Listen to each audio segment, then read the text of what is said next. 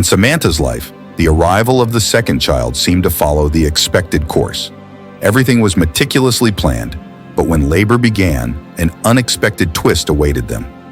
Rushed to the operating room, doctors fought to save both the mother and the baby. It seemed like a dead end until her husband did something truly extraordinary. And then, when hope seemed to be fading, an exciting revelation emerged, leaving Samantha in ecstasy. What was to come was a testament of love, courage, and miracle that would forever alter the course of their lives. Clyde and Samantha were ecstatic when they discovered they were expecting their second child. They had been trying to conceive for at least a year. Their son, John, had been keen on having a younger sibling, despite the fact that the baby's gender could have been asked during the ultrasound. Samantha requested the doctor not to disclose it to them. A consultant then scribbled down the result on a piece of paper and handed it to Samantha's friend, who was in charge of planning a small gathering of friends and family.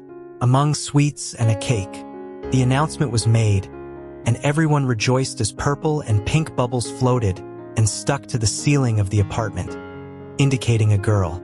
But no one cried more than cried, the soon-to-be father, who kissed his wife and son as he realized that their dreams were coming true. It was heartwarming to see how excited the father was about his daughter's arrival.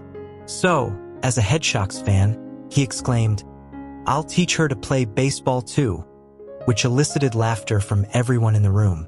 Clyde and Samantha met during college years because of their batting skills and as a regional champion at the age of 16. He was admitted to a good university.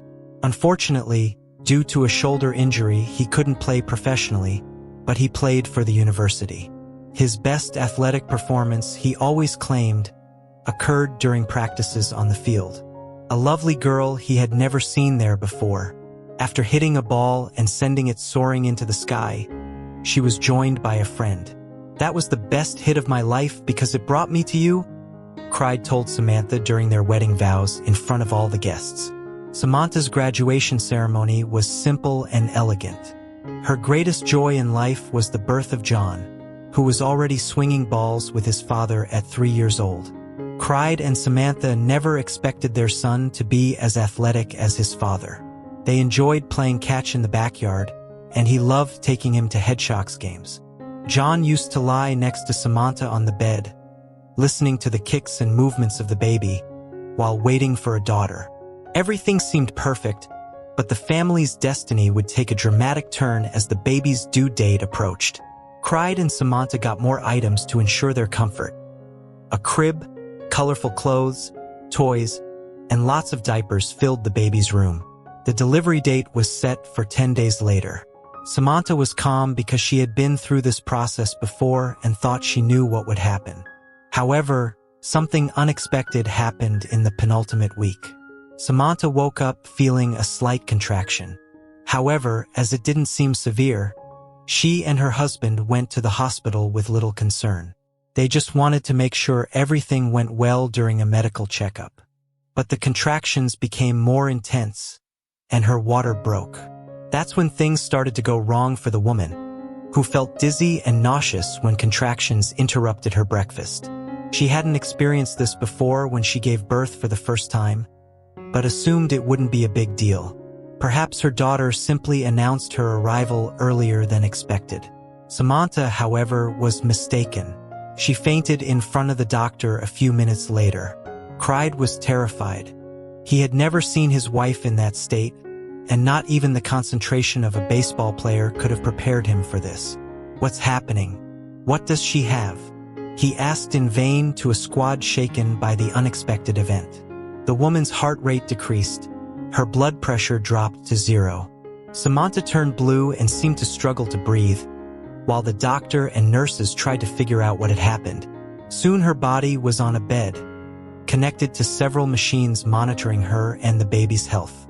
The issue was that the baby's vital signs also decreased. Clyde began to feel a shiver down his spine. He couldn't do anything and could only be stunned. Finally, the medical team realized they needed to act quickly and conduct additional tests. Samantha had an amniotic fluid embolism, a rare allergic occurrence that happens when the amniotic fluid enters the mother's bloodstream. As a result, the heart and lungs stop working. The woman was taken to another session of the nearest maternity, where the surgery would be performed by the nurses. Cried was prevented from entering by the nurses. He claimed he needed to spend some time with his wife and daughter. Still, the nurses warned that the situation was serious, and the doctors needed to focus because she couldn't survive. If Samantha survived, she would never be the same. Upon hearing this, Cried felt the weight of the world fall on his shoulders in the maternity ward corridor. He wanted to punch the walls until his fists bled. Instead, he knelt down and rested his head against the wall, using all his strength to speak softly to himself. Those who witnessed the scene couldn't tell if he was praying or hoping for the best. However, it was a scary scene. Cried needed to be strong because he was about to face one of his most painful defeats. Samantha's health deteriorated in the operating room, and no care from the medical team could prevent the worst. Samantha was declared dead at 10:20 that morning. Despite being a terrible situation for everyone, there was no time to mourn. The team was still determined to save the baby. Cried, on the other hand, was pacing back and forth. He couldn't deal with this. The couple had spent the previous months preparing for the baby's arrival, imagining what family life would be like and fantasizing about the baby's face. They hadn't even decided on a name yet. They wanted to look at their daughter and then name her. And now he was alone, having to say goodbye to the woman he had met by chance 10 years earlier at a baseball game. Cried was terrified and helpless. He had never been through anything like this before and was taken aback. Still, he tried not to lose his cool. His daughter was still fighting, and he wouldn't give up if there was 1% chance of reversing the situation. But he couldn't let his wife go without a fight. Cried then accepted the challenge the only way he knew how. He knelt down and asked the most painful and honest question of his life. "I know this is more than I can bear and maybe more than I can ask. Maybe it means there's a plan and a reason for all of this. That's what I'm going to believe. All I ask is that you let me hug my wife one more time," Cried said from the hallway floor. He was in desperate need. Then, he called and addressed his family and friends, asking them to come to the maternity ward as soon as possible. They held hands when everyone was in the waiting room, reaffirming their wishes and prayers for Samantha and the baby. The appeal spread on the social networks of these people, and soon people who didn't know Samantha or Cried expressed their support for the family, hoping for the best. After the prayers, everyone gathered in a corner to await the best news. Samantha was still in the operating room, and doctors attempted a desperate resuscitation. Fortunately, the girl was saved by the attending team. The child was born crying, but most importantly, she was separated from her mother and would live. Despite the victory, it was unclear if a newborn could be comforted by her mother on her first day of life. Cried and laughed at the same time as he held his daughter. The sensation was indescribable. In both aspects, good and bad, he had heard about these strange experiences that messed with someone's mind, senses, but it wasn't until now that he heard that they had, and how difficult they were to explain. He had no doubts about what name to give the girl. In the few minutes he had to look at her, Lydia, as she would be called, Cried was glad to have Lydia, but the prospect of losing his wife cast a black cloud over his happiness. Then, fate bet on the optimism of the former athlete. Samantha, according to the second doctor, had responded to the latest attempt at resuscitation. Even though her pulse remained low, she was at least breathing again. No one knew what had happened, but the doctor said they would do what was necessary to make a woman stable again. And friends, when they heard these words, it was as if a heavy burden had been lifted off their shoulders. Samantha was detailed to the ICU, where doctors did everything to keep her breathing, but she began to present a drop in vital signs. Samantha's brother, a transporter, arrived at the hospital and requested access to her medical records. He knew it was a bad idea and that the risks were high, but he learned that his sister was having a heart attack. He went to the waiting room and informed everyone about the situation. It was a dark and scary moment, so Clyde then called out to his newborn daughter and decided to visit his wife in the ICU, while doctors and nurses checked the records, monitored the situation through graphs on the screen, and administered medications. The engineer approached Samantha. He took her hand and said, "I will always love you. Lydia is already with me, and she is stunning and flawless. Please fight if you still have any strength." Clyde was convinced that his daughter's condition would improve, but not Samantha's, despite 2 blood transfusions. The situation was still tense and critical. Her heart was failing, and she was receiving less and less blood pumped by her body. Her lungs eventually stopped working, and she had to rely on machines to breathe. Samantha was unconscious. She could have died at any moment, but one of the doctors noticed something that, before it went unnoticed, he noticed that one of the organs had been accidentally cut and was still bleeding, without any attention being given to it during the recess of one of the exams. And observing the patient's situation, so when she was about to be declared dead for the second time, she was taken to another hospital's operating room. The building was more suitable for this situation.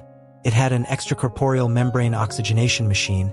This would restore the functioning capacity of the heart and lungs. They also reduced Samantha's sedation level until she woke up so she could assess the functioning of her nervous system. Clyde returned to the room. He was well within his line of sight when he saw the woman showing signs of life again. "Hi, my love," he said, taking her hand. Samantha returned the smile. Despite her confusion and disappointment, the doctors did not predict such a reaction. After all that she went through, not only was her brain not dead, but her nervous system was functioning better than normal. Clyde realized at that moment that there was a way to save Samantha permanently. The doctors then informed her that they would try a new surgery on her and that she would soon be unconscious with anesthesia. Clyde brought Lydia running and placed the newborn in Samantha's arms for the first time, allowing the mother to touch her daughter for the first time. "My love, her name is Lydia. Our daughter has arrived and she is healthy. We will be waiting for you when you wake up," Clyde exclaimed, choked with emotion. Samantha was frail, but the expression on her face and in her eyes changed dramatically. Seeing and feeling her daughter sparked something inside her. She fell asleep again as soon as the anesthesiologist administered the medication. Johan was at his grandparents' house and had no idea that his mother was in so much danger. The whole episode was the toughest test of faith and resilience that Clyde and many of his friends and family had ever faced. Finally, the surgery ended and Samantha's condition was miraculously stabilized. The doctors were exhausted and confused at this point. How could a woman's body experience death and the birth of life? Clyde collapsed in tears. He almost couldn't tell his parents the good news over the phone because he was still trembling. They could now go to the maternity ward to meet Lydia and bring her brother with them. Samantha began breathing normally again after the machine was removed. 24 hours later, Clyde, John, and Lydia finally managed to speak with her after a few hours of waiting. The woman clearly had been through a lot, but she couldn't remember almost anything. Despite her lack of strength, she wanted to hold her daughter in her arms once again. Clyde helped by placing the child in her lap. Samantha's eyes filled with tears when Lydia opened her eyes and found her mother's eyes for the first time. Clyde sat beside his wife and silently thanked God. Well, my dear friends, we have reached the end of another story. What did you think of this event? Have you ever experienced something similar? Comment below in the comments, and I will be happy to read. Thank you for watching until now. See you soon with more stories like this. A big hug and stay with God.